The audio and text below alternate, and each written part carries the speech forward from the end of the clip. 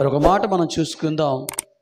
మరి ఎలా ఉంటే మనకి దీవెన ఆశీర్వాదాలు, మనకున్న శ్రమలు ఇబ్బందుల నుంచి విడిపించబడతాము, మన తరము తర్వాత మన పిల్లలు ఎలా ఆనందంగా ఉంటారు, సంతోషంగా ఉంటారు. రెండవది, శ్రమలు రావడానికి గల కారణం ఏమిటి? ఎప్పుడు కూడా దుఃఖంతో, వేదనతో, కన్నీరుతో ఉండడానికి గల కారణం ఏమిటి? మనం అలాగే ఉందామా?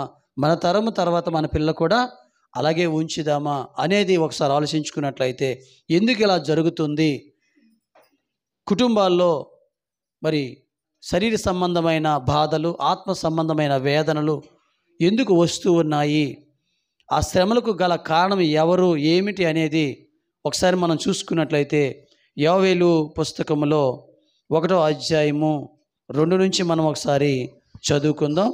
752 పేజీ నెంబరు, పాత నిబంధన గ్రంథం యోవేలు పుస్తకంలోంచి మనం చదువుకుందాం. 1-2 వచనం చదువుకుందాం. పెద్దలారా ఆలకించుడి, దేశపు కాపురస్తులారా మీరందరూ చెవియొగ్గి వినండి అని చెప్తున్నాడు. ఏం చెప్తున్నాడు? పెద్దలారా ఆలకించండి, దేశములో నివాసం చేస్తున్న కాపురస్తులారా మీరందరూ చెవియొగ్గి వినండి. చెవియొగ్గి వినాలి. చెవి యొగ్గితేనే మనకు వినికిడి శక్తి వస్తుంది. చెవి యొగ్గపోతే ఏమవుతుంది? ఏం చెప్పావంటే ఏంటండి మళ్ళీ మరోసారి చెప్పండి అంటారు. పెద్దలు ఎవరంటే దేవుని యొక్క సంఘములో ఎదుట ఉన్నటువంటి మనందరి దేవుడు పెద్దలుగా ఎంచుతున్నాడు. హల్లెలూయా. ఒక దినాన మనమందరం ఏమవుతామంట? పెద్దలు. దేనికి పెద్దలు? దేవుని యొక్క మాట వినుటలో, దేవుని యొక్క క్రమంలో నడుచుకున్నటలో, దేవుని యొక్క పరిశుద్ధతలో జీవించుటలో, అన్ని విషయాల్లో మనము పెద్దవారిగా ఉండాలని ముందుగానే దేవుడు పెద్దలారా అని పిలుస్తున్నాడు. తరువాత మన తరానికి మనం తెలియజేసే పెద్దవారు మనమే. ఏదైనా ఒక కార్యక్రమం జరిగేటప్పుడు ఏమంటారు? ఎవరిని అడుగుతారు? అయ్యా మన కుటుంబంలో పెద్దలు ఉన్నారు కదా, ఒకసారి వాళ్ళ దగ్గరికి వెళ్ళి కనుక్కుందాం, అయ్యా ఇది ఎలా చేయాలి, ఈ కార్యక్రమం ఎలా చేయాలి, ఎలా ముందు సాగించాలో. ఒక గ్రామంలో ఒక కార్యం జరిగించాలంటే, ఒక కుటుంబంలో కార్యం జరిగించాలంటే ముందుగా వెళ్ళేది ఎక్కడికంటే పెద్దల దగ్గరికి వెళ్తారు. ఈ పెద్దల దగ్గరికి వెళ్ళి మంచి ఆలోచన తీసుకొని ఆ కార్యక్రమాన్ని మంచిగా జరిగించడానికి కావాల్సిన క్రమాలని, పద్ధతులు తీసుకొని ఆ ప్రకారముగా నడుచుకుంటూ ముందుకు వెళ్తారు. అందుకే చెప్తున్నాడు, పెద్దలారా ఆలకించండి, దేశపు కాపురస్తులారా మీరందరూ చెవియొగ్గి వినండి. ఇలాంటి సంగతి మీ దినములలో కానీ మీ పితరుల దినములలో కానీ జరిగిందా అంటున్నాడు. ఏం జరిగిందా? ఇలాంటి సంగతులంట. ఇలాంటి సంగతి మీ దినాల్లో కానీ మీ పితరుల దినముల్లో కానీ ఎప్పుడైనా జరిగిందా అని అడుగుతున్నాడు. మన తరంలో అంటే మన విషయంలో, మన తరంలో, మన జీవితకాలంలో ఎప్పుడైనా జరిగిందంటే ఏం చెప్తాం? జరిగిందయ్యా అని చెప్తాం. లేదు మా పితల కాలం, మా తాతల టైంలో జరిగిందయ్యా అంటే ఏం చేయాలి? ఇప్పుడు ఎలా తెలుస్తుంది మనకి? ఇప్పుడు మన పెద్దలు అంటే మన తాతలు, మన తండ్రులు మనకి చెప్పాలి. వారు చెప్తేనే మనకు తెలుస్తుంది. అవునయ్యా మా పెద్దల దినాల్లో అలాగే జరిగింది, తరువాత ఇదిగో మా దినాల్లో కూడా ఇలా జరిగిందయ్యా అని చెప్పడానికి మనకి ఒక అవకాశం ఉంటుంది. అందుకే అంటున్నాడు, ఒకసారి జరిగిందా అంటూ ఏమంటున్నాడు? ఈ సంగతి మీ బిడ్డలకు తెలియజేయుడి, వారు తమ బిడ్డలకును ఆ బిడ్డలు రాబోవు తరము వారికి తెలియజేయుదురు. హల్లెలూయా. ఒక సంగతి ఉన్నది. ఈ సంగతిని ఏం చేయాలి ముందు అంటున్నాడు? మీ బిడ్డలకి తెలియచేయండి. నేను ఒక సంగతి మీకు చెప్పబోతున్నాను, ఒక విషయాన్ని మీకు చెప్పబోతూ ఉన్నాను. ఇంతవరకు ఏం జరిగిందో, ఎలా జరిగిందో మీకు సరిగా తెలియదు. అలాగని మీ పితరులు చెప్పారంటే వాళ్ళు మీకు సరిగా చెప్పకపోవచ్చు. కానీ మరొకసారి నేను చెప్తున్నాను, ఈ సంగతి ఏం చేయాలి? ఇప్పుడు మీ బిడ్డలకు అంటే మీ పిల్లలకి తెలియపరచండి. వారేం చేస్తారు? అప్పుడు వారి యొక్క బిడ్డలకు, వారి యొక్క తరానికి వాళ్ళు తెలియజేస్తారు. కాబట్టి నువ్వేం చేయాలంటే, ఇప్పుడు నేను చెప్పబోతున్న ఈ సంగతిని, ఈ విషయాన్ని జాగ్రత్తగా నువ్వు చెవియొగ్గి ఆలకించాలి. హల్లెలూయా. నువ్వు ఆలకిస్తేనే మీ పిల్లలకు నువ్వు చెప్పగలవు. వాళ్ళు ఆలకిస్తేనే వారి పిల్లలు చెప్పగలరు. అప్పుడు నీవు తప్పించుకుంటావు, నీ పిల్లలు తప్పించుకుంటారు, రాబోతున్న ఆ తరము కూడా తప్పించుకుంటారు. నీవు మేలు పొందుకుంటావు, నీ పిల్లలు మేలు పొందుకుంటారు, రాబోతున్న ఆ తరం కూడా మేలు పొందుకుంటారు. హల్లెలూయా. నీ కుటుంబంలో ఒక శ్రమ కారణం ఎవరంటే నువ్వే అవ్వచ్చు. మేలుకు కారణం ఎవరంటే నువ్వే అవ్వచ్చు. శ్రమకు నువ్వే కారణము, మేలుకు నువ్వే కారణము.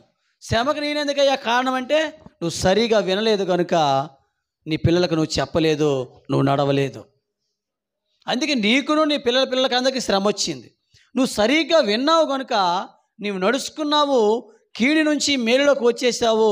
తర్వాత నీ పిల్లలకు కూడా అది నేర్పించావు కనుక వాళ్ళు దాని నుంచి దాటి వెళ్ళిపోయారు. హల్లెలూయా. చూసారా, అర్థమైంది ఇప్పుడు. కాబట్టి ఇప్పుడు మనం ఏం చేయాలి?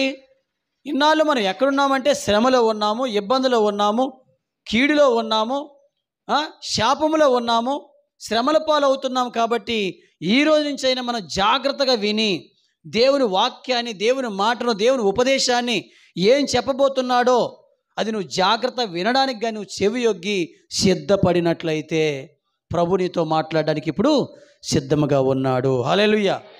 ఏం చెప్పబోతూ ఉన్నాడంటే ఒక విషయం మనకి అర్థం అవ్వాలి. మన జీవితంలో ఏం కోరుకుంటాం? ఎక్కువ ఏం కోరుకుంటాం? మంచి కోరుకుంటామా, చెడు కోరుకుంటామా? అంతా మంచే కోరుకుంటాం ఎప్పుడు కూడా, అవునా కాదా? చెడ్డ అనేది మనకి, శ్రమ అనేది రాకుండా ఉండాలనే కోరుకుంటాం. కానీ మన జీవితంలోనికి శ్రమ ఎందుకు వస్తుంది చూసుకోవాలి. అలాగే మనం ఒక వ్యవసాయం చేస్తాం, ఆ వ్యవసాయం ఎందుకు పాడైపోతుంది? ఒక వ్యాపారం చేస్తాం, వ్యాపారం ఎందుకు పాడవుతుంది? ఒక ఉద్యోగ రీతిలో వెళ్తాం, ఉద్యోగం మధ్యలో ఎందుకు ఊడిపోతుంది? ఇలా అన్ని రంగాల్లో కూడా ఎందుకు మనకు నష్టం జరుగుతుంది? చివరికి మన దేహానికి కూడా నష్టం జరుగుతుంది. ఒకటి ఆత్మఫలంగా నష్టం జరుగుతుంది, రెండోది శరీరపరంగా కూడా నష్టం జరుగుతుంది.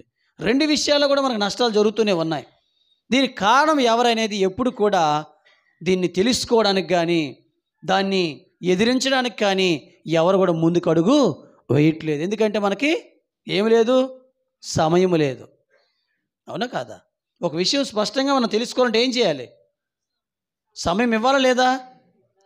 ఎక్కడో ఏదో మాట్లాడుకుంటున్నారు అక్కడ, అది ఏంటయ్యా మనకు తెలియాలంటే ఏం చేయాలి? మనం అక్కడికి వెళ్ళి కొద్దిసేపు నిలబడి మనం మాట్లాడకుండా, ఎవరితో కూడా మనము మాట్లాడకుండా, వారు మనతో మాట్లాడకుండా అక్కడ జరుగుతున్న సిచ్యువేషన్ మనం జాగ్రత్తగా ఆలకించినట్లయితే ఖచ్చితంగా అక్కడ జరిగినటువంటి విషయం మనకి తెలుస్తుంది. చూసారా, చాలామంది అంటూ ఉంటారు, అయ్యా ఆడు పరిగెత్తొద్దు అంటుంటారు. వాడు ఏం చెప్తాడో మనకి తెలియకపోతే ఏం చేస్తాం? అటే పరిగెట్టమంటాడు అనుకుని అటే పరిగెడతాం. మనం వెళ్ళి ఏం చేస్తాం? గోతులో పడతాం. గ్యారంటీగా ఈ విషయాలు మనకి కొన్ని సందర్భాలు ఎదురవుతుంటాయి. వర్షం పడిన తర్వాత డ్రైనేజీలో ఏమవుతాయి? నీరుతో నిండబడి రోడ్డు కాలువలు ఎలా ఉంటాయి? ఒకలాగే ఉంటాయి. అర్థమవుతుందా? అర్థమవుతాయి. మరి విజయనగరంలో ఒకసారి మేము బైక్లో ప్రయాణం చేస్తుండగా మరి అక్కడ రైల్వే ట్రాక్ దగ్గర ఆ బ్రిడ్జి కింద 2 కాలువలు ఉన్నాయి, చాలా లోతుగా ఉంటాయి కాలువలు. ఈ వర్షం పడి ఏం చేసిందంటే కాలువలు పూర్తిగా నిండిపోయి అంత సమానంగా ఉంది. ఇక్కడి నుంచి 3 అడుగుల దూరాన ఎవరు వెళ్లకుండా అందరు ఈ వైపే ట్రాఫిక్ వస్తూ ఉండగా జాగ్రత్తగా నిలబడి ఒకరి తర్వాత ఒకరు వెళ్తూ ఉంటే ఇంకోటి ఏం చేశాడంటే సర్రన వచ్చి పక్కన నిలబడ్డాడు. అయ్యా ఇటువైపు వెళ్ళొద్దు అన్నాం అంటే ఆయనకి ఎలా వినిపించిందో అటువైపే వెళ్ళాడు, కాలువలో పడ్డాడు. చూసారా, అటువైపు వెళ్ళి ఏమయ్యాడు? ఈ కాలువలో పడ్డాడు. ఎందుకు పడ్డాడంటే ఆ కాలువ ఉందన్న సంగతి వాడికి తెలియలేదు. మరి చెప్పే వ్యక్తి తెలుసా తెలియదంటే తెలుసు. కాబట్టే ట్రాఫిక్ ఎంతైనా లేట్ ఎంతైనా పర్వాలేదు, నేను కాలువలో పడకుండా వెళ్ళాలని ఉద్దేశించి ఇక్కడ నిలబడ్డాడు. ఈయనకి అక్కర్లేదా వేగంగా వెళ్ళిపోవడం? ఏమా చూసారా, కొన్నిసార్లు మనం ఏం చేస్తామంటే తొందరపాటులో కొన్ని నిర్ణయాలు తీసుకొని గోతులో పడిపోతూ ఉంటాం. అందుకే దేవుడు అంటున్నాడు, పడిపోకుండా నువ్వు జాగ్రత్తగా ఉండాలి అంటే ముందు నువ్వు నా మాట వినాలి. చెవియొగ్గి నువ్వు ఆలకించినప్పుడే రాబోతున్నటువంటి జరగబోతున్నటువంటి శ్రమను, ఇబ్బందును, కరువు నుండి తప్పించుకోవడానికే నేను ముందుగా నేను ఉపదేశమును సిద్ధపరిచి ఉంచాను అని రాశాడు. ఉపదేశమును సిద్ధపరిచి ఉంచాను. ఈ సిద్ధపరిచిన ఉపదేశాన్ని నువ్వు వినాలంటే నువ్వు కూడా సిద్ధ మనసు కలిగి నా దగ్గరికి రావాలి, నా సన్నిధికి రావాలి. అప్పుడే ఆ మాట ఏంటో, నేను చెప్పబోయే ఉద్దేశం ఏంటో నీకు అర్థమవుతుంది. ఆ ప్రకారంగా నువ్వు నడుచుకున్నప్పుడు రాబోతున్నటువంటి శ్రమ నుంచి నువ్వు, ఇబ్బంది నుంచి నువ్వు తప్పించుకుంటావు. హల్లెలూయా. చూసారా? కాబట్టి ఈరోజు ఒక వ్యవసాయాన్ని పాడు చేయడానికి కొన్ని రకాలైనటువంటి పురుగులు ఉంటాయి, కీటకాలు ఉంటాయి. అలాగే దేహాన్ని పాడు చేయడానికి కూడా కొన్ని పురుగులు ఉంటాయి.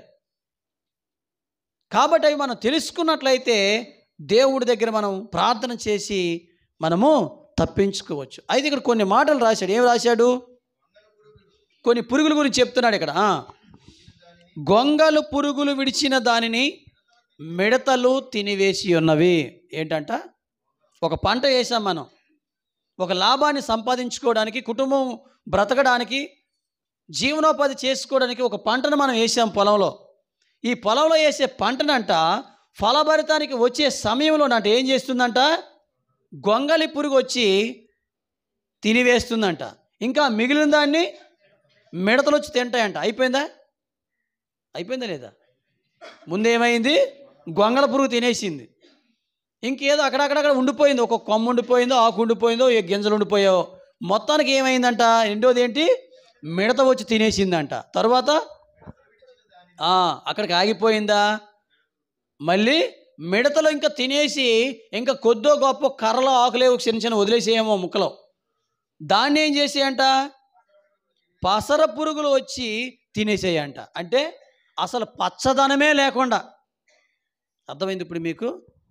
ఒక చెట్టు పచ్చగా ఉన్న సమయంలో చిగురు ఆకులు కొన్ని తింటాయి, ఇంకా కొద్దిగా ఇంకా లేతకున్న, అంటే దానికన్నా కొద్దిగా లేతకున్న ఆకులు కొన్ని తినేసాయి. తరువాత ఏమొచ్చింది? పసర పురుగు వచ్చిందంట. ఈ పసరకు వచ్చి ఏం చేసిందంట?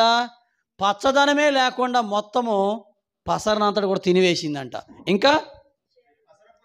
ఇంకా పసర పురుగులు విడిచిన దానిని చీడ పురుగులు తినివేసి ఉన్నాయి. ఇదేం పురుగో మరి మొత్తాన్ని చూడండి. ఎన్ని పేర్లు పెట్టాడు చూడండి. ఇట్లా దేవుడు ఎన్ని పేర్లు పెట్టాడు? ఎన్ని రకాల పేర్లు ఇవి? 4 రకాల పురుగులు ఉన్నాయి. 4 రకాల పురుగులు జాతులు ఉన్నాయి. ఇవి నీ పంటను పాడు చేయడానికే వచ్చాయి. నీ పంటను పాడు చేస్తూ ఉన్నాయి. క్లియర్గా చెప్తున్నాడు. ఒకటి ఏంటంట? గొంగలి పురుగు అంట. రెండోది మిడత అంట. మూడోది పసర పురుగు అంట. నాలుగోది చీడ పురుగు. ఈ చీడ పురుగు పట్టిన తర్వాత ఆ పంట మరి దేనికి పనికిరాదు.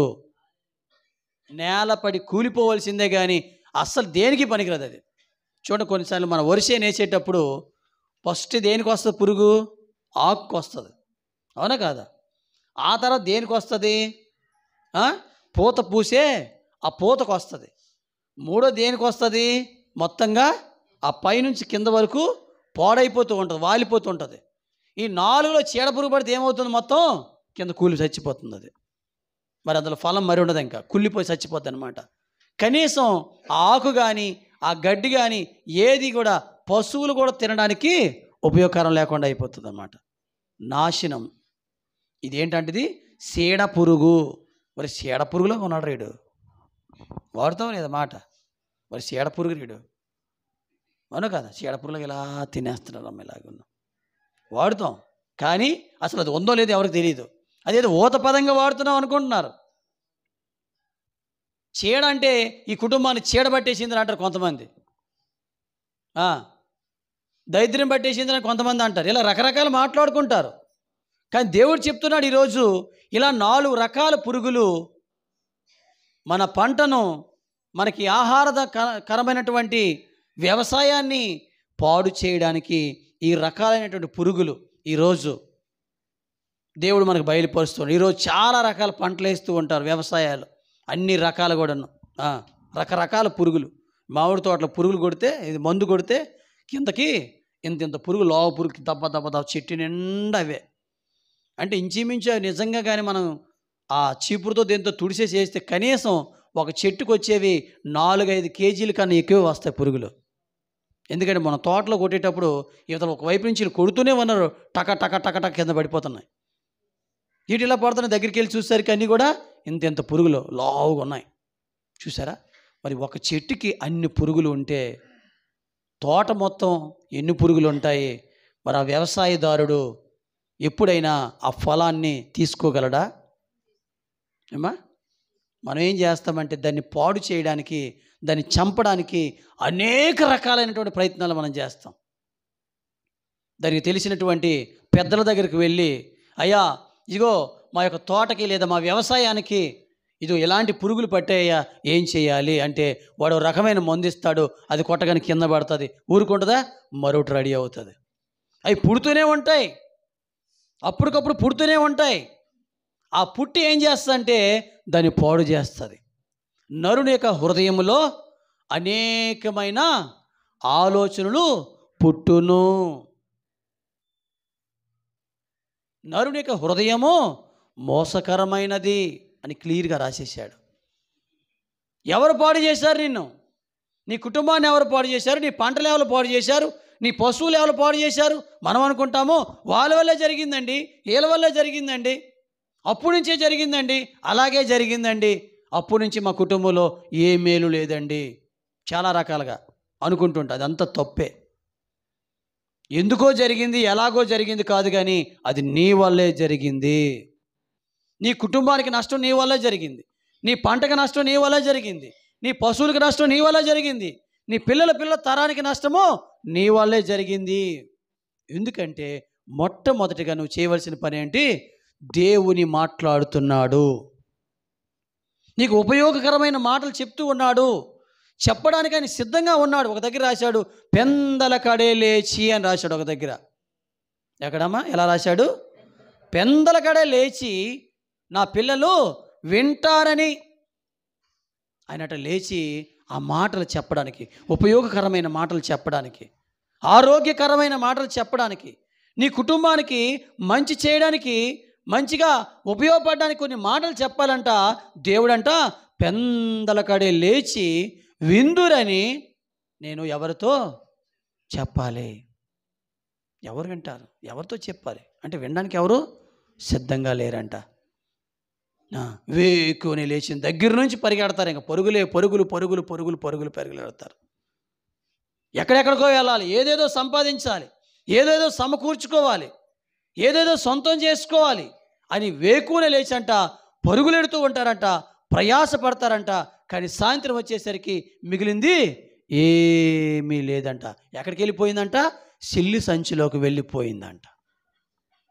వేకునే లేచి చాలా రాత్రి అయినంత వరకు అంటే వీళ్ళు కష్టపడి పని చేస్తారంట. పాపం వ్యాపారం చేస్తారు, ఉద్యోగం చేస్తారు, చేతి పనులు చేస్తారు, ఇలా రకరకాల పనులు చేసుకొని కుటుంబానికి ఉపయోగకరమైనటువంటి ఆదాయాన్ని తీసుకొని వచ్చి చివరికి దాని ద్వారా తృప్తి పడదామంటే, సంతోషిద్దామంటట ఏమీ లేదు, నష్టము, కష్టము, ఏడిపే మిగులుతుందంట. ఇన్ని సంవత్సరాల నుంచి వ్యాపారాలు చేస్తున్నారు, ఉద్యోగాలు చేస్తున్నారు, చేతి పనులు చేస్తున్నారు. ఎవరైనా నాకు పర్వాలేదండి అనుకున్న వాళ్ళు ఎవరైనా ఉన్నారా? చెయ్యొద్దండి. ఈ రోజు నుంచి నాకు మరి పర్వాలేదండి, హ్యాపీ అనులు ఎవరైనా ఉన్నారా? లేదు, లేదు, అసలు లేదు. ఎందుకని? మన ఆలోచన, మన మార్గము, మన పద్ధతులు దేవుని నిర్ణయానికి వ్యతిరేకముగా ఉన్నాయి కాబట్టి అందువల్ల మనకి ఏమీ జరగట్లేదు అన్నమాట. అందుకే దేవుడు చెప్తున్నాడు ఇక్కడ, ఇలా 4 రకాలైనటువంటి మన పంటలను, శరీరాన్ని పోషించుకోవడానికి కావలసిన పంటలను పాడు చేసే పురుగుల గురించి దేవుడు ఇక్కడ మాట్లాడుతున్నాడు. మరి అయితే రెండవది ఏంటి? ఆత్మ సంబంధమైన పంట. రెండవది ఏంటి? ఆత్మ సంబంధమైన పంట కూడా ఉంది.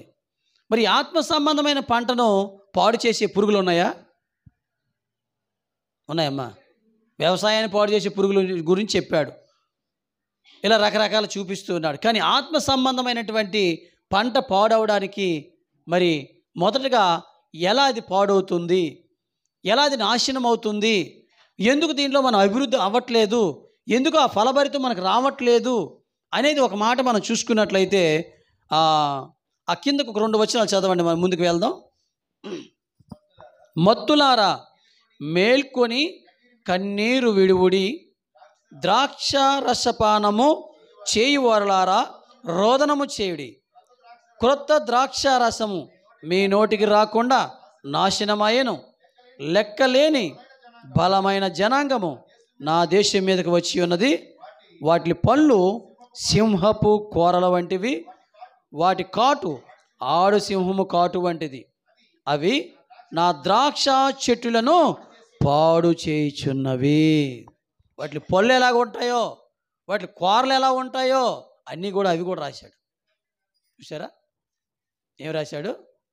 వాటి పళ్ళు ఎలా ఉంటాయి, వాటి కూరలు ఎలా ఉంటాయి, వాటి కాటు ఎలా ఉంటుంది, అవి కాటు వేస్తే ఎలాంటి శ్రమ ఎలాంటి నాశనము జరుగుతుందో కూడా క్లియర్గా రాసేసాడు. చూసారా? అందుకే దేవుని వాక్యం చలవిస్తుంది ఇక్కడ, నా యొక్క ద్రాక్ష చెట్టులను పాడు చేసి ఉన్నవి, నా అంజూరపు చెట్లను తుత్తినీలుగా కొరికి ఉన్నవి. తుత్తినీలుగా అంటే ఈ మిషన్లో గడ్డేస్తే ఎలా కటింగ్ అయిపోతుందో ఎప్పుడైనా చూసారమ్మా? ఎలా కటింగ్ అవుతుంది చూసారు ఎప్పుడైనా? తెలీదా? అసలు తెలీదా? మిషన్లో గడ్డేస్తే మనకి ఎలా కటింగ్ అవుతుంది? చిన్న చిన్న చిన్న చిన్న ముక్కలు అవుతుంది. అలాగే పొలంలోకి వెళ్ళి వ్యవసాయాన్ని చూసినప్పుడు ఆడ కటింగ్లు కనబడతాయి. ఎప్పుడైనా చూసారా?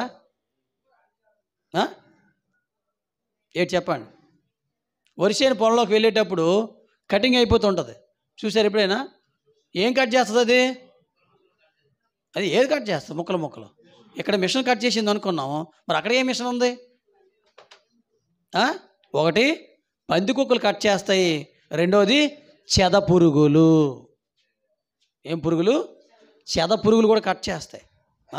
ఒక్కోసారి మనం పొలంలోకి వెళ్ళేటప్పుడు ఆ వ్యవసాయాన్ని పైకి లేచినప్పుడు గడ్డి ఒకటే పైకి లేస్తుంది, గింజలు లేకవి. చూసారు ఎప్పుడైనా గమనించారు? అవి మొత్తం ఎన్నులు గింజలన్నీ కూడా కటింగ్ అయ్యి కింద ఉంటాయి, గడ్డి ఒకటే పైకి లేస్తుంది.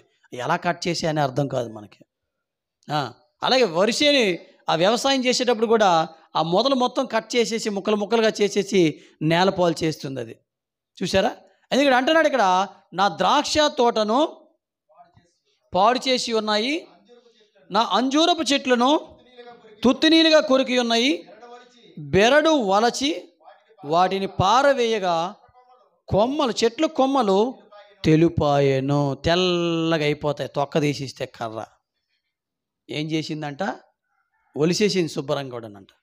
చూడండి, అసలు పనికి రాని స్థితిలో చేసేసింది మొత్తం అంతా కూడా.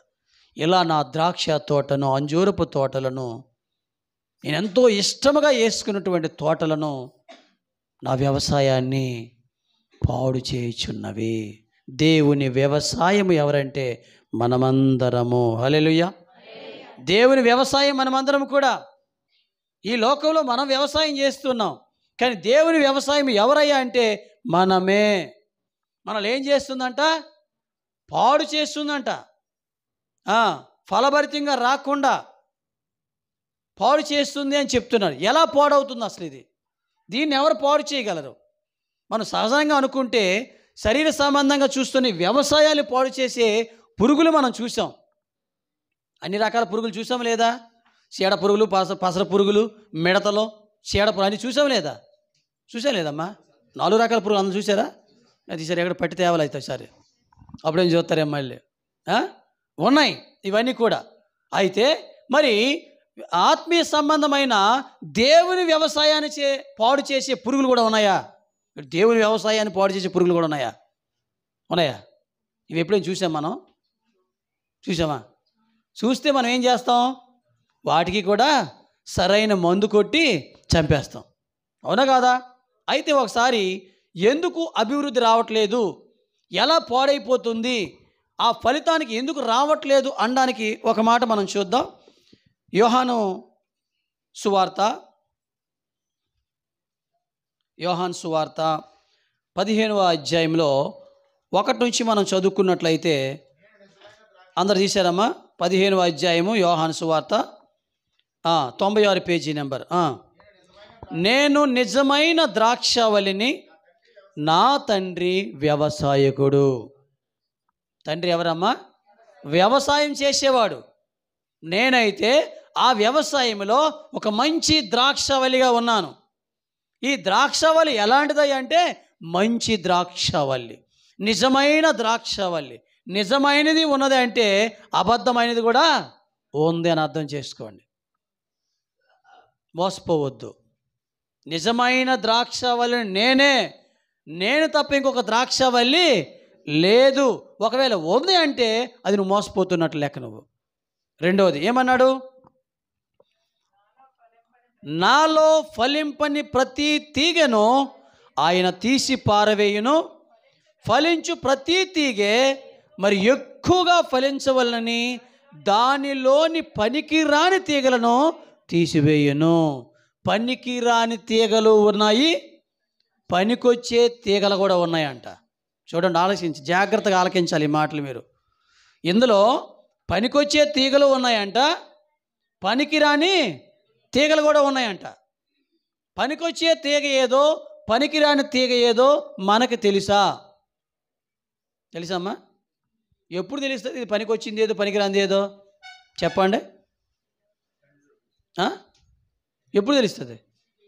పంట పొలానికి వచ్చినప్పుడు, ఆ ఫలం కాయలు వచ్చినప్పుడు మనకు తెలుస్తుంది. వరి చేనులో ఆకేసేటప్పుడు 2 రకాలు ఉంటాయి. వరిలాగే ఇంకోటి ఉంటుంది. అర్థమవుతుందా? అది వరో లేకపోతే కాదో అనేది ఎప్పుడు తెలుస్తుంది మనకి? పంట సమయం వచ్చినప్పుడు ఎన్ని వేసేటప్పుడు తెలుస్తుంది. వరి ఎన్ని వచ్చిందా లేదా పనికిరాని ఎన్ని వచ్చిందా? అవునా కాదా? యేసుప్రభు అక్కడ చెప్పేటప్పుడు, అయ్యా వ్యవసాయం చేసేటప్పుడు అందులో ఏం పుట్టాయంట? గురుగులు పుట్టాయంట. ఎవడేసాడు విత్తనాలంటే? మనం ఏం వేసాము? మనం అన్ని మంచి విత్తనాలే జల్లుకుని వెళ్ళాం. మరి అందులో ఆ గురుగులు ఎలా వచ్చాయి, పనికిరానివి ఎలా వచ్చాయంటే ఎవడేశాడు? దుష్టుడు వేశాడంట, చెడ్డవాడు వేశాడంట. ఈ పంటను పాడు చేయడానికి ముందుగానే ఏం చేశాడు? ఈ విత్తనాలతో పాటు మనం వేసి వెళ్ళిపోగానే వాడు చాడు విత్తనాలు చల్లేసి వెళ్ళాడంట.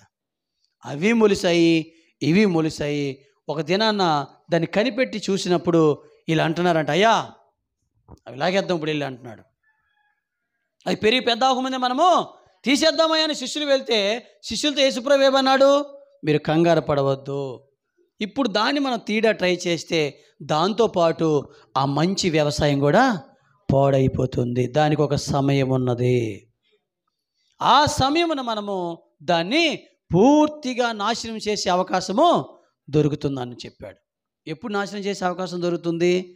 అది పంటకొచ్చి ఇది పంటకు వచ్చినప్పుడు అది ఏది మంచిది ఏది చెడ్డదని ఈజీగా కనిపెట్టవచ్చు.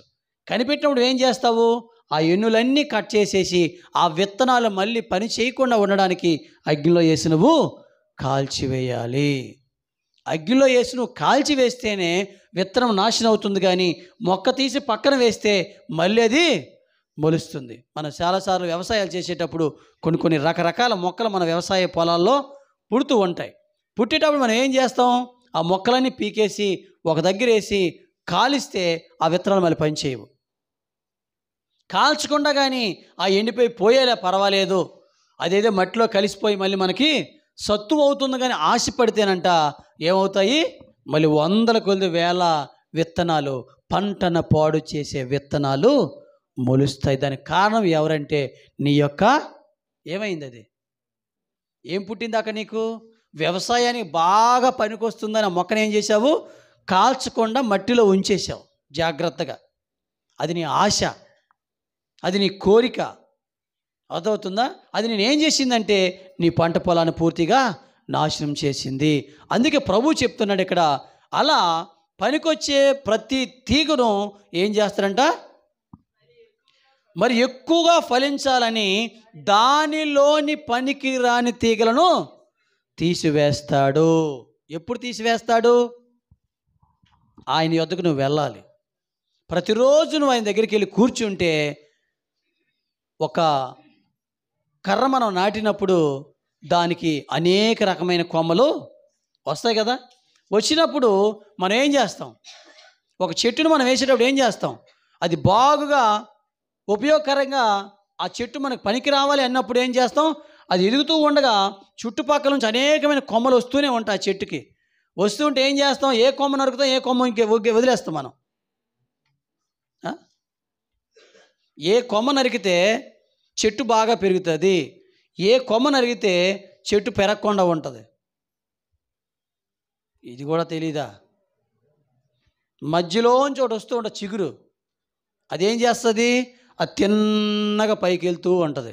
ఈ వైపు నుంచి చుట్టూ కొమ్మలు అనేకమైన వస్తూ ఉంటాయి. అప్పుడు మనం ఏం చేస్తాం? చెట్టు బాగా ఎదగడానికి సైడ్ కొమ్మలన్నీ నరికేస్తుంటాం. ఎప్పటికప్పుడు నరుకుతూ ఉండగా ఏమవుతుంది? చెట్టు బాగా పైకి వెళ్తూ ఉంటుంది. అలాగే ఇంకోటి, ఒక మంచి చెట్టు ఉంటుంది, చెడ్డ చెట్టు ఉంటుంది. చెడ్డదానికి మంచి కొమ్మను తీసుకెళ్ళి అంటు కట్టిన తర్వాత కొన్ని దినాల తర్వాత మనం ఏ కొమ్మ నరికేస్తాం? మంచి కొమ్మనా చెడ్డ కొమ్మనా? చెడ్డ కొమ్మ నరికేస్తాం. ఎందుకని? మంచి కాయలు మనకు రావాలని. చూసారా? అందుకే అంటున్నాడు ఈరోజు దేవుడు చెప్తున్నాడు, నేను నిజమైన ద్రాక్షవల్లిని.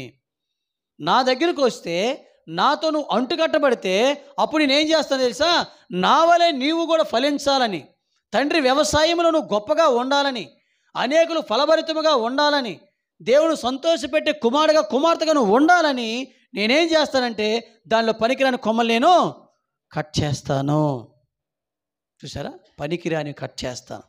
అందుకే నువ్వు ఆ పనికిరానివి నీలోంచి నువ్వు తీసుకోవడానికి ఇష్టపడాలి. ఇష్టపడాలంటే దేవుని సన్నిధికి రావాలి.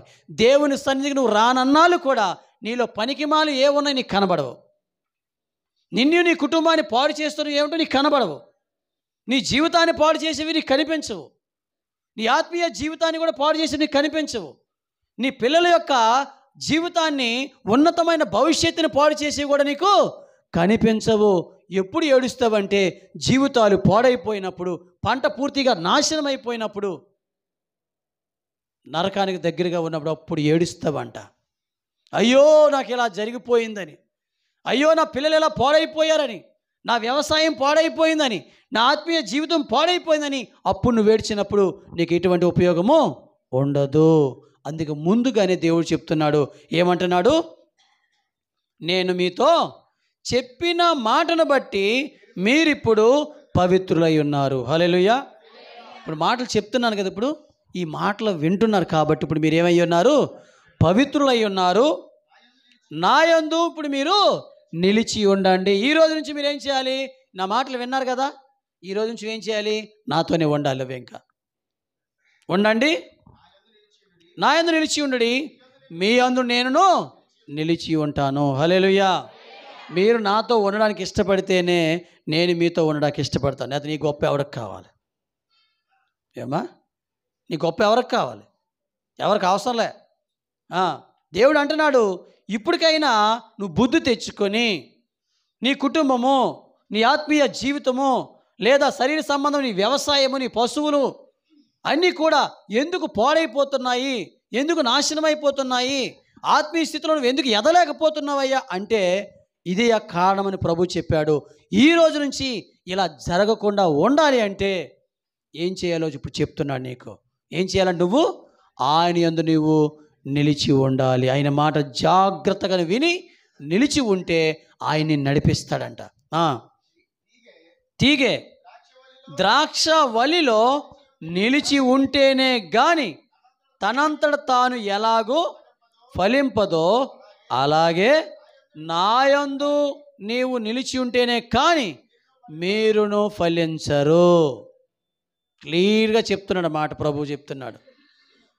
ఈ ద్రాక్ష యొక్క వల్లెలో ఉన్నటువంటి ఆ యొక్క కాడను లేదా ఆ మొదలను, ఆ ఎరుగుతున్నటువంటి దాన్ని దేన్నైతే నువ్వు అంటుకట్టుకొని అల్లుకొని ఉంటే ఆ తీగె ఎలా పనికొస్తుందో, బాగుంటుందో, బాగా ఫలాలు ఇస్తుందో, మంచి ఫలాలు ఇస్తుందో, చెడ్డ ఫలాలు ఇస్తుందో అంటుకట్టుకొని ఉంటేనే మంచి ఫలాలు వస్తాయి. అలా నీవు కూడా నాతోను కానీ అంటు కట్టుకొని నా సన్నిధిలో నిలిచి నా మాట విని ఆ ప్రకారంగా నీ జీవితాన్ని మనుసుకోవాలి అనుకుంటేనే అప్పుడు నీవు ఏమవుతావంట? అప్పుడు నీవు నా యందు నిలిచి ఉంటేనే కానీ మీరును ఫలించరు. అలా ఫలిస్తారు, లేకపోతే మీరు ఫలించలేరు అని చెప్తా. ఇంకో మాట ఏమంటున్నాడు? ద్రాక్షవల్లిను నేను, తీగలు మీరు. మొదలు ఎవరు?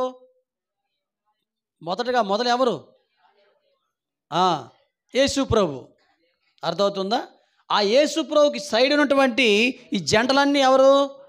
మనము. హల్లెలూయా. అది ద్రాక్ష చెట్టు వేసేటప్పుడు అనేకమైన కొమ్మలతో వేస్తారా, ఒక్క కొమ్మతో వేస్తారా? ఏదైనా ఒక కొమ్మతోనే స్టార్ట్ అవుద్ది. విత్తనంలోంచి వచ్చేది 2-3 కొమ్మలు వస్తాయి ఒకేసారి, ఒకటి వస్తుందమ్మా? ఒకటే వస్తుంది. అది ఎదుగుతూ ఎదుగుతూ ఎదుగుతూ ఉంటే అనేకమైన కొమ్మలు వస్తూ ఉంటాయి. అందులో అన్నీ మంచి ఉంటాయంటే మంచి ఉండవు, కొన్ని చెడ్డ ఉంటాయి, కొన్ని మంచి ఉంటాయి.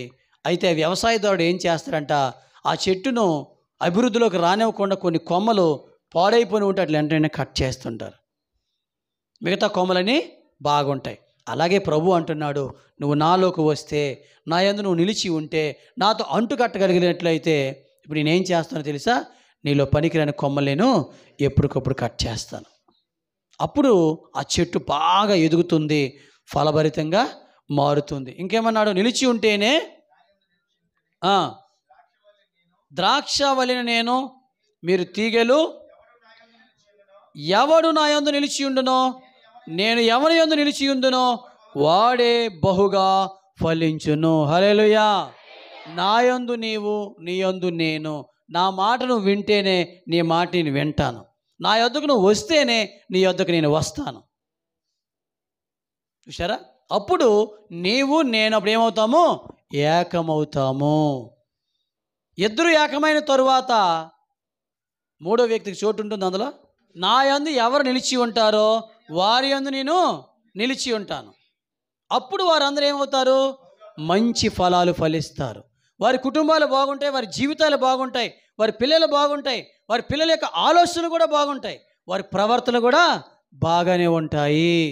లేదా నువ్వైతే బాగానే చర్చిలోకి వచ్చి బాబు నాయన దేవుని పట్టుకొని ప్రార్థన చేసి నా పిల్లలు కాలేజీకి వెళ్తున్నారు, లేదా పనులకు వెళ్తున్నారు, ఉద్యోగాలకు వెళ్తున్నారు, అటు వెళ్తున్నారు, ఇటు వెళ్తున్నారు, వారిని కాపాడు ప్రభు, క్షేమంగా ఉంచిన అలాగా ఇలాగ నువ్వు ప్రార్థన చేస్తూ ఉంటే వీళ్ళేం చేస్తారు?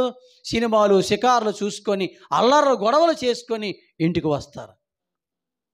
అప్పుడు ఎలా ఏడుస్తావు? అప్పుడు ఇంకా భారీ ఎత్తున ఏడవలసి వస్తుంది.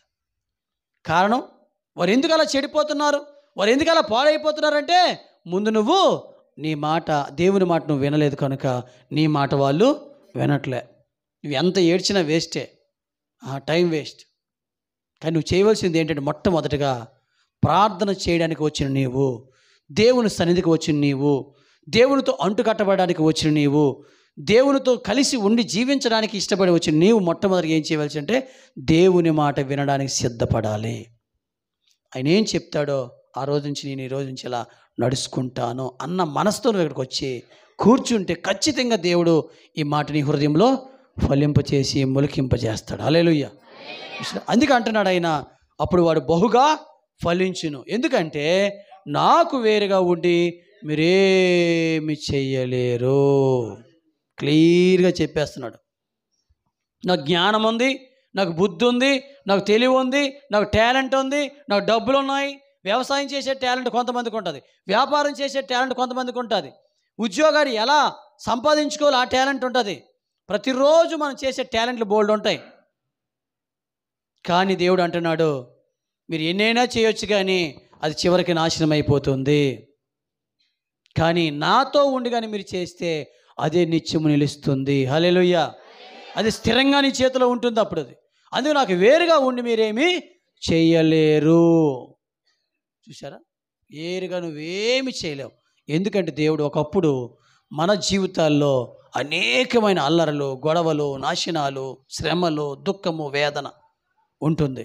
వాటన్నిటి నుంచి కూడా విడిపించి మనల్ని దేవుడు తీసుకొని వచ్చాడు. చూసారా? అందుకే దేవుడు చెప్తున్నాడు, మరి వేరుగా ఉంటే ఎలాంటి కాయలు కాస్తాయంట? పనికిరానివంట. ఎలాంటివి? పనికిరాని. ఒకసారి చూడండి ఆ మాట, మీరు యెషయా గ్రంథంలో ఆ మాట ఉంటుంది చూడండి ఒకసారి. యెషయా 5:1 నుంచి చదవండి.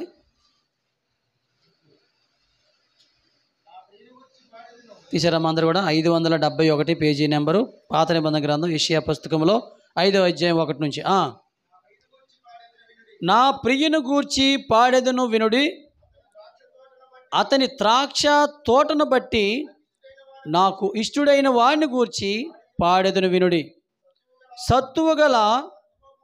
సత్తువ భూమి గల కొండ మీద నా ప్రియునికి ఒక ద్రాక్ష తోట ఉండేను. చెప్తున్నాడు, జాగ్రత్తగా వినండి. ఈయనకి ఒక ద్రాక్ష తోట ఉందంట. ఎక్కడ ఉందంట? సత్తువ భూమి గల కొండ మీద ఉందంట. ఒక ద్రాక్ష తోట ఉందంట. ఆయన దాన్ని బాగుగా త్రవ్వి రాళ్ళను ఏరి అందులో శ్రేష్టమైన ద్రాక్ష తీగలను నాటించెను. హల్లెలూయా. ఎలాంటి తీగలు అంటే అవి శ్రేష్టమైన తీగలు, అంటే బాగా మంచివి. ఇంక ఇది చెడ్డది అనడానికి ఏమి లేదు.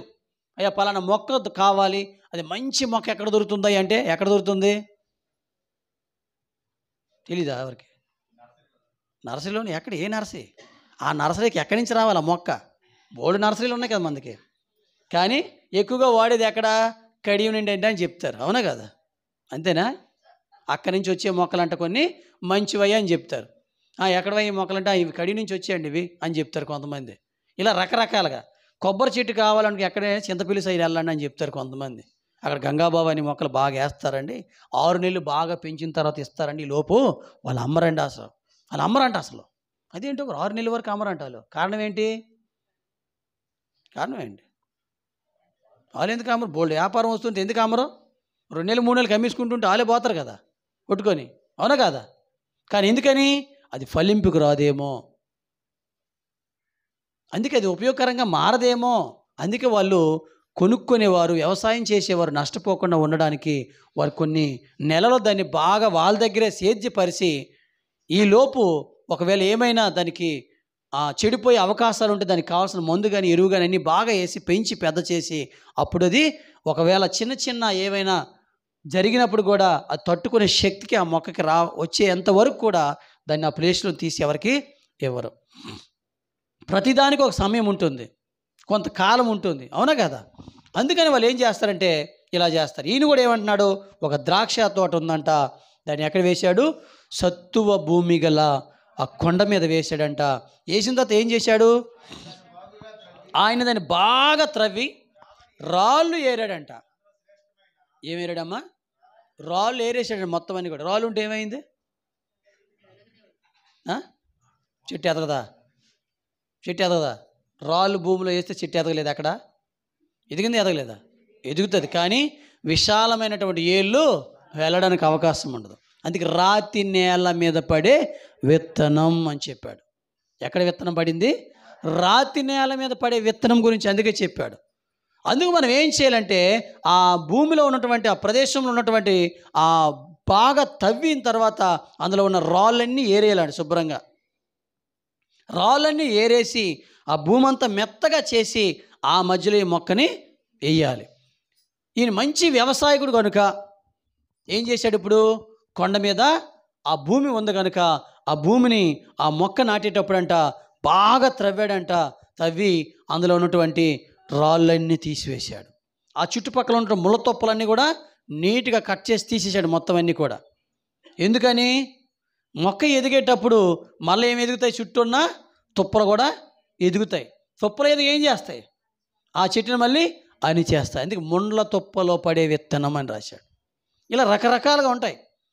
అందుకే మనం ఏం చేయాలంటే ఒక వ్యవసాయం చేసేటప్పుడు ఆ వ్యవసాయదారుడు ఎలాంటి నిర్ణయాలు, ఎలాంటి క్రమాలు, ఎలాంటి మరి ఉపయోగకరమైనవన్నీ చూసుకొని ఆ వ్యవసాయం చేస్తాడో మరి ఆత్మీయ జీవితంలో ఎదగడానికి మనం కూడా మరి కొన్ని నిర్ణయాలు, కొన్ని క్రమాలు మనకు దేవుడిచ్చాడు. కనుక ఏం చేయాలంటే ఆయన చెప్తున్నాడు ఇక్కడ, రాళ్ళు ఏరి అంటే మన జీవితంలో మన హృదయంలో ఉన్నటువంటి రాళ్ళ లాంటి స్వభావము, ముళ్ళతొప్ప లాంటి స్వభావము, కరుకైనవి అనేకమైన మన హృదయంలో ఉన్నాయి. కనుక ఆ విత్తనం వచ్చి మన హృదయంలో పడి భూమి మీద పడి మంచిగా మొలకెత్తి ఫలించాలి అంటే ముందుగా మనం ఏం చేయాలి? మనం వేసే మొక్క బాగుండాలంటే ఏం చేయాలి? ముందు మనం ప్రదేశాన్ని శుద్ధిపరచాలి, బాగా సదునుగా చేసుకోవాలి, మెత్తగా చేసుకోవాలి. అందుకే దేవుని సన్నిధికి నువ్వు వచ్చి నువ్వేం చేయాలి? ఈ రోజు నుంచి నీ జీవితం బాగుండాలి, నీ బ్రతుకు బాగుండాలి, నీ ఆత్మీయ జీవితము, శరీర సంబంధమైన జీవితము, నీ పిల్లలందరూ బాగుండాలి అనుకుంటే ముందుగా నువ్వు వచ్చి ఏం చేయాలి? నీ హృదయాన్ని బాగా మెత్తగా చేసుకోవాలి. మెత్తన హృదయము. అర్థమవుతుందా? ఈ హృదయం మెత్తగా ఉన్నప్పుడు ఆ విత్తనం ఏం చేస్తుంది? పడిన తర్వాత, మొలకెత్తిన తర్వాత చాలా విశాలంగా వేళ్ళు తన్నుకుంటూ బలమైనటువంటి మంచి ఫలమిచ్చే చెట్టుగా అది మార్చబడుతుంది. లేదా కొన్ని చెట్లు లెగిస్తాయి కానీ మధ్యలోనే పోతాయి. అవునా కదా? కొన్ని చెట్లు లెగిస్తాయి, మధ్యలోనే పోతాయి. కొన్ని కాయకుండా పోతాయి, కొన్ని మధ్యలో కాసేసి కొన్ని పోతాయి. ఇలా రకరకాల పోతూ ఉంటాయి. కారణం, ఆ వేసే ప్రదేశము మంచిది కాదు, దానికి అనుకూలంగా లేదా ప్రదేశం. కాబట్టి అనుకున్న రీతిగా పంటను నీకు ఇవ్వలేకపోయింది. ఒక వ్యవసాయాన్ని మొక్కలు వేసేటప్పుడు ఒకేసారి అన్నీ వేస్తాం, ఒక నర్సరీ నుంచి తీసుకొచ్చి వేస్తాం. కానీ అన్ని మొక్కలు ఒకేలా పెరుగుతున్నాయా? చూడండి, ఎక్కడికి వెళ్ళి చూడండి. ఒకటి ఇంతలా ఉంటే ఒకటి ఎంతలా ఉంటే ఒకటి బల్లకి ఇంకా ఎంత ఎలాగ ఉంటుంది. ఇంకా అప్పుడే వేసిన మొక్కలకు ఇంకా కనబడుతుంది. ఇంకా చూడండి, కారణం ఏంటి? ఆ వేసి ఆ ప్రదేశము సరిగా దానికి అనుకూలంగా లేదు కనుక, నువ్వు సరిగా దాన్ని సేద్యపరచలేదు కనుక ఆ మొక్క ఎదగడానికి ఉపయోగం లేకుండా పోయింది. ఈరోజు మన సంఘంలో కూడా అనేక మంది ఉన్నారు, అందరూ ఒకే రీతిగా ఆత్మీయ స్థితిలో ఎదలేకపోతున్నారు. కారణం ఏమిటి? ఎవరు తప్పు ఇప్పుడు? ఇది పాస్టర్ గారిదా? మీరు మాకు సరిగ్గా చెప్పట్లేదండి, వాళ్ళకి చెప్పినట్లు. అంతే కదా, వాళ్ళకి చెప్పినట్టు మాకు చెప్పలేదండి అనడానికే కారణమా? అవునా కదా? వారికి బాగా ప్రార్థన చేసాడు, మాకు సరిగ్గా చేయలేదండి ప్రార్థన, ఇదే కారణమా? ఏంటి కారణం? వాళ్ళ ఇంటికి మాట రోజు వెళ్ళి బాగా చెప్పేస్తారండి, మాకు ఇంటికి ఎప్పుడు రారండి, ఇదే కారణమా? ఏంటి కారణం? నీవు దేవుని దగ్గరికి వచ్చినప్పుడు నీ హృదయాన్ని నీ దేవుని చేతులకి అప్పగించుకోవడమే కారణం. దాన్ని సరిచేసుకోవడానికి తల ఉన్నటువంటి రాళ్ళ లాంటి, ముళ్ళ తుప్పల లాంటి పంటను పాడు చేయడానికి ముందున్నటువంటి ఆ స్వభావాలు ఏవైతే ఉన్నాయో అవన్నీ తీసి పారవేసుకోవడానికి ఆయన చేతులు నువ్వు అప్పగించలేదు. పనికిరాని కొమ్మలను కట్ చేయడానికి ఆయన సిద్ధంగా ఉన్నప్పుడు నువ్వు వస్తున్నా కానీ నీ చెట్టును, నీ ఆత్మీయ జీవితాన్ని ఆయన చేతులు నువ్వు అప్పగించలేకపోవడం, సమయం ఇవ్వకపోవడం వల్లనే నీ ఆత్మీయ జీవితం పాడైపోతుంది. రెండవది, శరీరపరంగా కూడా పాడైపోతుంది. ఈరోజు అనేక మంది శ్రమలో, శరీర సంబంధమైన అనేకమైన దేహంలో అనేకమైన భాగాల్లో, అవయవాల్లో శ్రమ. అవునా కదా? ఒక్కొక్కరు చెప్పుకుంటే ఇక్కడ ఉన్న వాళ్ళందరినీ లేచి నిలబెడితే ఒక్కొక్కటి చెప్పమన్నా కూడా అందరూ ఒక్కొక్క రకమైన చెప్తారు. అందరు కూడా తలనొప్పి అంటారు, కాళ్ళు నొప్పి అంటారు, చేయి నొప్పి అంటారు, మెడ నొప్పి అంటారు, వెన్నెముక నొప్పి అంటారు, కిడ్నీ నొప్పులు అంటారు, లివర్ అంటారు, గుండె అంటారు. ఇలా రకరకాలుగా చూసుకుంటే ఒక్కొక్కరికి ఒక్కొక్క బలహీనత. అవునా కదా? ఇవన్నీ ఎలా వస్తున్నాయి? ఎందుకు వస్తున్నాయంటే కారణం ఏంటి? ఏది పాడు చేస్తుంది? పాడు చేసే పురుగులు ఉన్నాయి. ఈరోజు ఈ దేహాన్ని పాడు చేసిన తర్వాత చివరికి ఏం పాడైపోతుంది? ఆత్మ పోతుంది. అంతే. చూసారా? దాని టార్గెట్ ఎలా ఉంది చూడండి. ఆ టార్గెట్ ఎలా ఉంది చూడండి. ఫస్ట్ వచ్చేది ఒకటి వస్తుందంట, పర్వాలేదులే ప్రార్థన చేసుకుని పోయిందిలే. ఒకరోజు వెళ్ళాం, పాస్టర్ గారు ప్రార్థన చేసి పోయింది, బాగుంది. రెండోది ఇంకోటి వచ్చింది, మళ్ళీ వచ్చావు, ఒకరోజు చర్చిలో ఉండి ప్రార్థన చేసుకున్నావు, గడిపావు సమయం, బాగుంది, పోయింది, బాగానే ఉంది. మూడోసారి వచ్చింది, ప్రార్థన చేయించుకున్నావు, తగ్గలేదు, హాస్పిటల్కి వెళ్ళావు, తగ్గింది, బాగుంది, దేవుడు స్వస్థపరిచాడు, స్తోత్రం, సాక్ష్యం చెప్పేశావు. నాలుగోసారి ఏమొచ్చిందంట? సీడ పురుగు వచ్చిందంట. ఇదేం చేస్తా? నిన్ను పూర్తిగా నాశనం చేస్తుంది. అది వేళ్ళ నుంచి వచ్చేస్తే ఏకంగా అది. ఇది పైనుంచి వస్తే ఈ సీడ పురుగు ఎక్కడి నుంచి వస్తుంది? కింద నుంచి వస్తుంది. చూసారా? సొరసెట్కి ఎక్కడి నుంచి వచ్చింది? దేవుడు ఎక్కడి నుంచి పంపించాడు పురుగుని? మొదల్లోంచే పంపించాడు ఏకంగా. ఒకే రాత్రి మొలిసింది, ఒక రోజులోనే పుట్టింది, ఒక రోజులోనే పెద్దదైపోయింది, ఒక రోజులోనే నాశనం అయింది. ఈరోజు మనం దీన్ని చూసి బాధపడుతున్నాం, కానీ లోపల ఉన్న ఆత్మ సంగతి ఏమిటి? అది పాడైపోతే నువ్వు దాన్ని బాగు చేసుకోగలవా? శరీరాన్ని బాగు చేయడానికి బోల్డు మార్గాలు ఉన్నాయి, దాన్ని మళ్ళీ బలపరచుకోవడం బోల్డు మార్గాలు ఉన్నాయి. కానీ ఆత్మ చెడిపోయిన తర్వాత బాగు చేసుకోవడానికి మార్గము లేదు. కాబట్టి ఈరోజు అనేకమైనటువంటి శ్రమలు, దుఃఖాలు, వ్యాధులు, బాధలు మన దేహంలో వచ్చినప్పుడు ఎలా అనేది మనం చూసుకుంటే దేవుడు ఈరోజు చెప్తున్నాడు, నీ దేహానికి కూడా పురుగులు పట్టి పాడు చేస్తున్నాయి. అందుకే నీ జీవితంలో అనేకమైన శ్రమలు, అనారోగ్యాలు వస్తున్నాయి.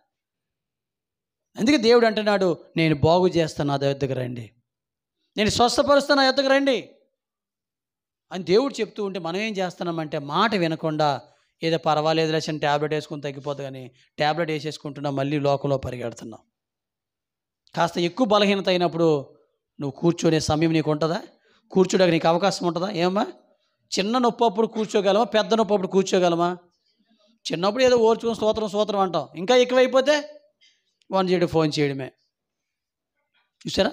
అందుకే దేవుడు చెప్తున్నాడు ఈరోజు క్లియర్గా మనతో చెప్తున్నాడు, ఇలా ఈ యొక్క ద్రాక్ష తోట నేను నాటించాను, నాటించిన తర్వాత దాని మధ్యను బురుజును ఒకటి వేయించి ద్రాక్ష తొట్టిని తొలిపించాను, ద్రాక్ష పండ్లు ఫలింపవలనని ఎదురు చూచుచూ ఉండెను, కానీ అది కారు ద్రాక్షలు కాసెను. ఆ వ్యవసాయదారుడు అంట ఆయుతో ఎదురు చూస్తాడు, ఎంత కష్టపడ్డాను కదా, ఈ ముళ్ళ తుప్పలు కొట్టాను, రాళ్ళు తీశాను, అన్నీ ఏరేసి మంచిగా పంట వేసాను, బాగానే బాగొచ్చింది, 100 ఫలం కనిపిస్తుందంట ఆయనకి చూస్తూ ఉంటే, మంచి గెలలు బాగా వేసిందంట. తీరా ఒక దినాన ఆ ఫలాన్ని దగ్గరికి వెళ్ళి చూస్తే అది ఎటువంటి కాయలు కాసిందంట? కారు ద్రాక్షలు, పనికి రాని పంట వచ్చిందంట. పనికిరాని పంట వచ్చినప్పుడు ఆ వ్యవసాయదారుడి ఉద్దేశం, హృదయం ఎలా ఉంటుందో ఒకసారి ఆలోచించండి. ఎంతగా కృంగిపోతావో, ఎంతగా నలిగిపోతావో, ఎంతగా బాధపడతావో, దుఃఖపడతావో, వేదన పడతావో ఒకసారి ఆలోచించు. అందుకే అంటున్నాడు, ఇలా కారు ద్రాక్షలు కాసిన గనుక, కావున యెరూషలేము నివాసులారా, యూదా నివాసులారా, నా ద్రాక్ష తోట విషయం నాకు న్యాయము తీర్చవలని మిమ్మును వేడుకొనుచున్నాను. మీరే న్యాయం తీర్చండి. ఎవరు న్యాయం తీర్చాలంటే ఇప్పుడు ఎవరు? మీరే న్యాయం తీర్చండి. ఎందుకని మనకు అప్పగించాడు దేవుడు? నేను మీ విషయంలో ఏమైనా తక్కువ చేశానా?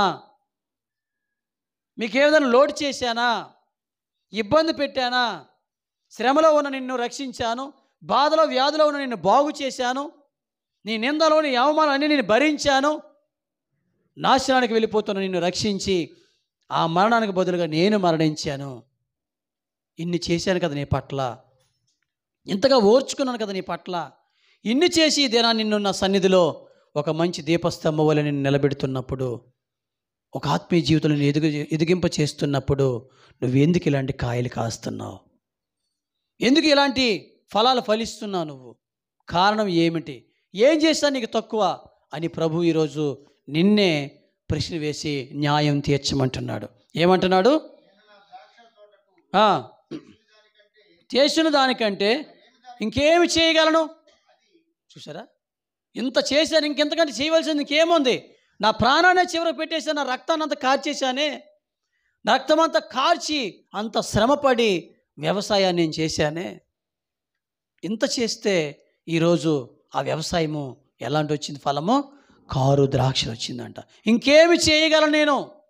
చేయడానికి ఇంకేమని చెప్పండి. ఇప్పుడు ఇంకేం చేయాలి నేను? ఇంకా మీ మీద ఇంత ప్రేమ, ఇంత జాలి, ఇంత ఆత్మీయత, దయ, కనికరము చూపిస్తూ, తెలియక తప్పు చేసినా, పొరపాట్లు చేసినా క్షమిస్తూ, మీ కుటుంబాల్లో నష్టాలు కష్టాలు రాకుండా, మరణానికి అప్పగించకుండా, దుష్టుడి చేతిని పిల్లలు అప్పగించకుండా నేను ఇంతగా కాపాడుతూ ఉంటే ఇంకా మీరు నా మాట వినలేదు, చెవి ఒగ్గట్లేదు, ఇంకా నా సన్నిధి రావడానికి వెనకడుగు వేస్తూ ఉన్నారు, ఆత్మీయ జీవితంలో ఎదగడానికి ఇంకా వెనకడుగు వేస్తున్నారు, లోకపరంగా ముందుకు పరిగెడుతున్నారు, కానీ ఆత్మ సంబంధంగా ముందుకు ఎందుకు రాలేకపోతున్నారు? ఈరోజు ఆత్మ సంబంధమైన ఆనందం, సంతోషం మీ జీవితాల్లో, మీ హృదయాల్లో ఎందుకు కనిపించట్లేదు? ఆత్మీయ మేలును ఎందుకు అనుభవించట్లేదు? ఎప్పుడు చూసినా బాధలు, వేదనలు, దుఃఖము, వ్యాధులతోనే కురుంగిపోతున్నారు, కానీ నిజమైన ఆనందం నా సన్నిధిలో ఎప్పుడు మీకు మీ ముఖాలు నేను చూడలేకపోతున్నాను.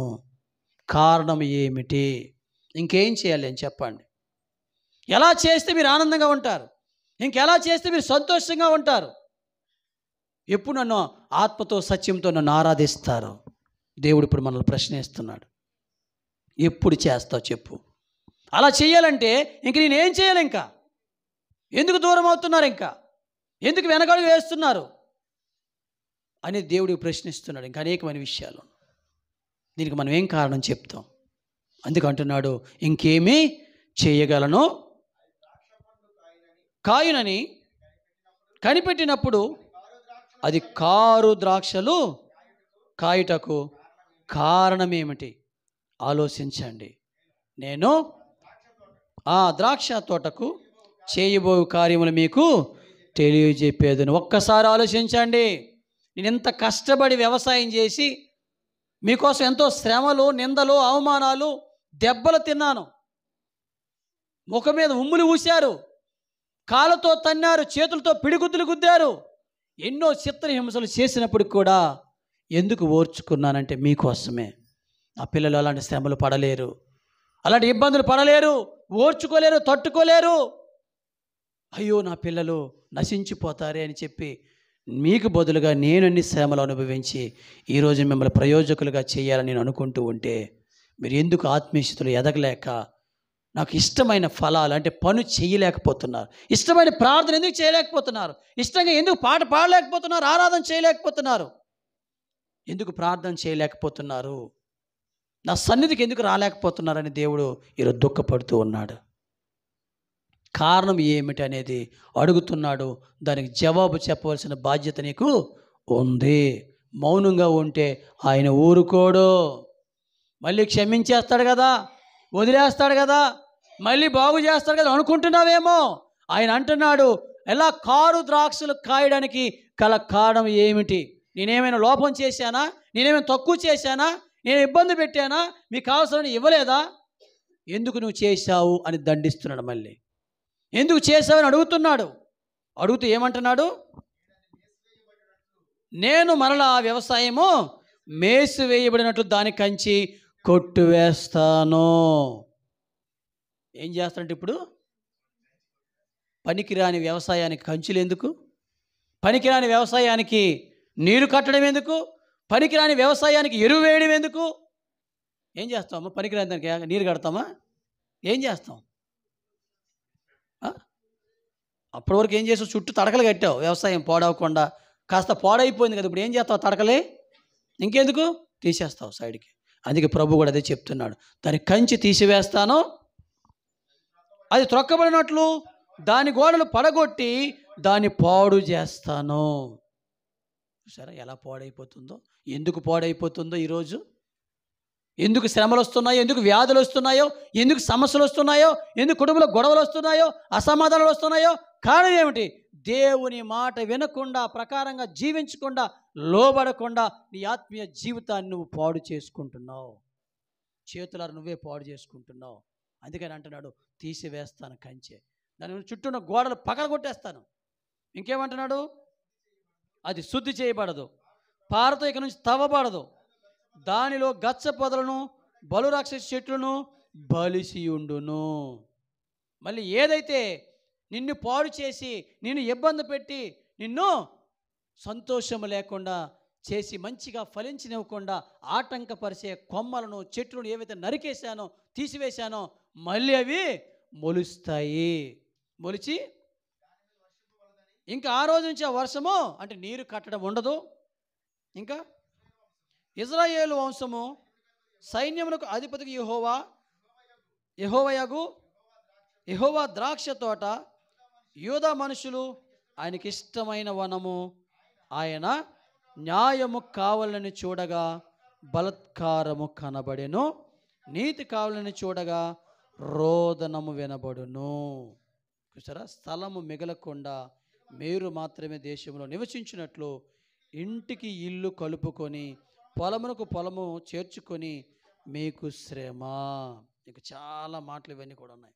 ఈరోజు మనం ఏం చేస్తామంట, ఇల్లు పక్కన ఇంకొక ఇల్లు కట్టాలి, ఒక ఎకరం భూమి కొని మరొక ఎకరం కొనియాలి. ఇది 1,00,000 సంపాదిస్తే మరొక 1,00,000 సంపాదించాలి. తులం కొంటే మరొక తులం కొనాలి. ఎక్కడి నుంచి వస్తాయి ఇవన్నీ కూడా? చెప్పండి, అసలు ఎలా వస్తాయి? అన్యాయంతో, అక్రమంతో దేవుని మాటను, దేవుని సన్నిధిని, దేవుని క్రమాలు విడిచిపెట్టి లోకంలో నువ్వు పరిగెడుతున్నావు, ఆశతో పరిగెడుతున్నావు. ఏ ఆశ? లోకాశ, శరీరాశ. సరే, లోక స్నేహం చేసుకుని లోకంలో పరిగెడుతున్నావు. లోక స్నేహము దేవునితో వైరమని నీవు ఎరగవా? అది నీ నాశనానికి పునాదని త్రోవని నువ్వు ఎరగవా? నీ ఆత్మీయ జీవితాన్ని పాడు చేయడానికే ఆ మార్గము సరళమైందని నువ్వు ఎరగవా? అందుకే దేవుడు చెప్తున్నాడు ఈరోజు, ఇకనైనా బుద్ధి తెచ్చుకొని నా తట్టు తిరగండి, నా వైపునకు తిరగండి, నా మాట వినండి అని చెప్తున్నాడు. అలా విని నాతో మీరు అంటుగట్టబడితే, అలా మీరు నా సన్నిధిలో నా మాటల కొరకు నిలిచి ఉంటే అప్పుడు నేను మీ యొద్దకు వస్తాను. హల్లెలూయా. మీ యొద్దకు వచ్చి మిమ్మల్ని బహుగా ఫలింపు చేయడానికి మీలో ఉన్న ఆ పనికిరాని కొమ్మలన్నిటిలో ఏం చేస్తాను? నరికి వేస్తాను. అప్పుడు మీరు బహుగా ఫలిస్తారు. హల్లెలూయా. కాబట్టి ఈ మాటలు మనకు చెప్పిన దేవుడు గొప్ప దేవుడు కనుక అందుకే చెప్తున్నాడు, ఆ యొక్క మనం ఇంకా మత్తుల్లో ఉండకుండా, అందుకే మత్తులారా మేలుకొనుడి అని చెప్పాడు. ఏమన్నాడు మూలవాక్యంలో? మత్తులారా మేలుకొనండి. ఇక నుంచి ఆయన మేలుకోండి, ఇంకా ఆ మత్తులో ఉండకండి. ఏమి సంపాదిద్దామా, ఏమి సమకూర్చుకుందామా, ఏమి తిందామా, ఏమి ధరించుకుందామా, ఏం కొనుక్కుందామా, ఏం పోగు చేసుకుందామని వీటి మీద మీ మత్తు ఉండొద్దు, వీటి మీద మీ ఆశలు ఉండొద్దు. దేవుని సన్నిధికి వచ్చి ఎంత వేగంగా వెళ్ళాలి, ఎంత వేగంగా ఆయన ఆరాధించాలి, ఆయన మాటలు వినాలి, ఆయనతో నేను సహవాసం చేయాలి, ఇన్నాళ్ళు అదే జీవితాన్ని జీవించాను, అదే బ్రతికాను, అలాగే నడుచుకున్నాను, ఇక్కడి నుంచి నేను అలా నడుచుకోనని చెప్పి దేవునితో నిజంగా నువ్వు కానీ మనవి చేసుకుంటే దేవుడు అంటున్నాడు, ఈ రోజు నుంచి నేను అభివృద్ధి పరుస్తాను, బహుగా ఫలించేటట్లుగా నేను చేస్తాను అని దేవుడు వాగ్దానం చేస్తున్నాడు. కాబట్టి ఆయన అంటున్నాడు, పైన మనం చదువుకున్నటువంటి మాటల్లో ఏం చదువుకున్నాము? ఇలాంటి సంగతి మీ దినములో కానీ మీ పితృ దినములో కానీ జరిగిందా?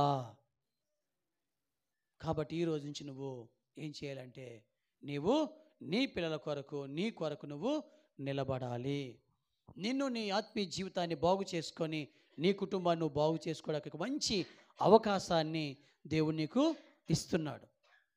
ఈ రోజు నుంచి చెప్తున్నాడు దేవుడు, ఆ పంటను పాడు చేసే పురుగులేను గద్దిస్తాను. ఏమంటున్నాడు ఆయన? గద్దిస్తానని దేవుని వాక్యము ఖచ్చితంగా మనతో మాట్లాడుతుంది. కనుక నువ్వేం చేయాలంటే, అక్కడ రాయబడినటువంటి 13వ వచనం ఒకసారి చూడండి, ముగించుకుందాం. యాజకులారా, గోని బట్ట కట్టుకొని అంగలార్పుడి, బలిపీఠమునొద్ద పరిచర్య చేయవరలారా రోదనము చేయుడి. నా దేవుని పరిచారకులారా, గోని పట్ట వేసుకొని రాత్రి అంతయు గడుపుడి. నైవేద్యమును పానార్పణమును మీ దేవుని మందిరమునకు రాకుండా నిలిచిపోయాను. ఉపవాస దినమును ప్రతిష్ఠించండి, ప్రతి దినమును ఏర్పరచండి. యెహోవాను బ్రతిమలాడుకొనుటకై పెద్దలను దేశంలోని జనులందరినీ మీ దేవుడైన యెహోవా మందిరములో సమకూర్చుడి. హల్లెలూయా, హల్లెలూయా. ఎప్పుడు సమకూర్చాలి? ప్రతి దినము, ఒకరోజు కాదు, ప్రతి దినం కూడా మనం ఏం చేయాలంట? సమకూర్చబడాలి. కుటుంబంగా సంఘముగా ప్రతిరోజు మనం కూడుకోవాలి. కూడుకొని ఏం చేయాలంటే, ఈ యొక్క ఉపవాస దినం అనగా దేవునికి ఇష్టము లేని విడిచిపెట్టాలి. దేవుడి సన్నిధిలోకి వచ్చి ఏం చేయాలి? ఏది ఉపవాసమో? ఉదయం నుండి సాయంత్రం వరకు ఏం తినకుండా సాయంత్రం మొత్తం ఇంత దొంతి తినేయడం కాదు. ఏమా, కొంతమంది ఉపవాసం ఉంటారు, టిఫిన్ తింటారు, అవి దోశలు 4, ఈ దోశలు 4, అరడజన్ ఇడ్లీలు ఏమా వాడలో తినేసి వచ్చి ఉపవాసం ఉంటారు. కొంతమంది గ్లాసులు లీటర్ల బాటిల్తో జ్యూసులు తెచ్చుకొని తాగేస్తారు. పేళ్ళ అంటిపళ్ళు సంచిలో పెట్టుకొని ఉపవాసం చేస్తారు. ఇవే ఉపవాసాలు? ఏమా, ఇవేనా ఉపవాసాలు? చెప్పండి. నేను అలాగే చేశాను కాబట్టి మీకు చెప్తున్నాను. ఇది ఆయనకి ఇష్టం లేదు. ఆయనకి ఇష్టం లేదు. ఏం కావాలంట? ఆయనకి ఇష్టం లేని క్రియ ఏదైతే నీలో ఉందో అది విడిచిపెట్టడమే నిజమైన ఉపవాసం అని దేవుడు చెప్తున్నాడు. దాన్ని పూర్తిగా వదిలేయడమే. ఆ రోజు దాన్ని భోజనం చేయకూడదు, దాని జోలికి వెళ్ళకూడదు, దాని ముఖం చూడకూడదు, దానితో సహవాసం చేయకూడదు. పూర్తి విడిచిపెట్టేయడమే ఉపవాసం. అలాంటి ఉపవాసం కావాలి. అలాంటి రోదన నువ్వు చెయ్యాలని అంటున్నాడు. పెద్దలు దేశంలోని జనులందరినీ మీ దేవుడైన యెహోవా మందిరంలో సమకూర్చండి. అలా సమకూరిస్తే అప్పుడు నేను వచ్చి ఏం చేస్తాను? మీ దేహాలను, మీ పంటలను, మీ ఆత్మీయ జీవితాలను పాడు చేస్తున్న ప్రతి చీడ పురుగులు నేను అగ్నిలో కాల్చివేస్తాను. హల్లెలూయా. అగ్నిలోని కాల్చివేస్తాను. ఇంకెన్నడూ కూడా మీకు, మీ జీవితాలు, మీ పితలు, మీ పిల్లల పిల్లలకి ఆ పురుగులు మిమ్మల్ని ఏలుబడి చేయలేదు. ఎందుకంటే నాశనం అయిపోయి అగ్నిలో వేసేస్తాను. చూసారా, దేవుడు అంత గొప్ప మంచి మాటను మనకి ఇచ్చాడు కనుక, వాగ్దానం ఇచ్చాడు కనుక, నిజంగా మనము శరీరమందును ఆత్మ సంబంధమందును ఎదగాలి, అభివృద్ధి చెందాలి. ఇహమందును పరలోకమందును ఆనందంగా సంతోషంగా నీవు నీ పిల్లలు ఉండాలంటే దేవుడు చెప్తున్నాడు, ముందు నువ్వు విని నీ పిల్లలకు చెప్పు, నీ పిల్లలు వాళ్ళ పిల్లలకు చెప్తారు. అప్పుడు అన్ని జీవితాలు బాగుంటాయి. అప్పుడు నీవు కూడా ఆనందంగా సంతోషంగా ఉంటావు. హల్లెలూయా. దేవుడి మాటలు దీవించును గాక.